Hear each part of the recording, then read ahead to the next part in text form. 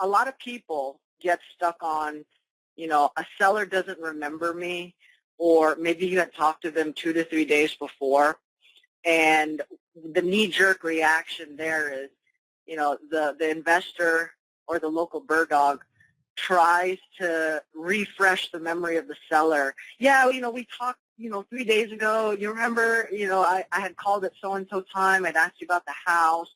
And they end up spending like 10, 15 minutes just kind of rambling on and not getting anywhere. So how do you handle that? I mean, is that even important to you? What kind of training, have we provided? It's funny you bring it up because I sent an email out to all the guys on the phone last week, and it was I've been sending like a little tips and tricks email with some like conversation guides or like some things to get better on the phone. And that was the subject of one of those emails, was just how to get past that initial part of the phone conversation, and it's totally irrelevant. I mean, because they're not going to remember. It kind of goes with the same thing as why you don't need to look at the Craigslist ad.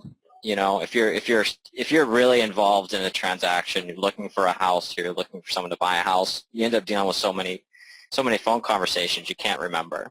So I mean, the most important thing is just getting past whatever that is and getting to the main meat and potatoes, which is, are you interested in selling the house, and can I ask you some questions about it? And the fastest and the smoothest you can get to that point of the conversation, the better. So anything before that is irrelevant. How'd you get my information? Did you send a letter? Because they won't remember. I've accidentally made calls where I forgot what the lead source was. So I was calling a pay-per-click lead, but I was trying to talk to him like it was a direct mail. I was like, oh yeah, you got a letter, from this person about a house, and they were so confused, rightfully so.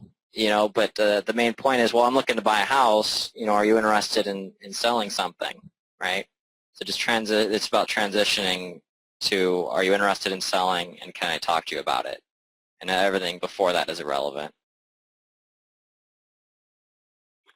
Nice. And again, it's always good to hear, especially from other investors that we have in our network and those that are going through our training on how to talk to sellers or how we pre-screen them. Because it is somewhat of a different approach, right, as opposed to how other people talk to their sellers or try to pre-screen them. This is what works for us, which is why we encourage that type of approach. And we tell people, look, just focus on the whole point of the phone call, which is there a house for sale?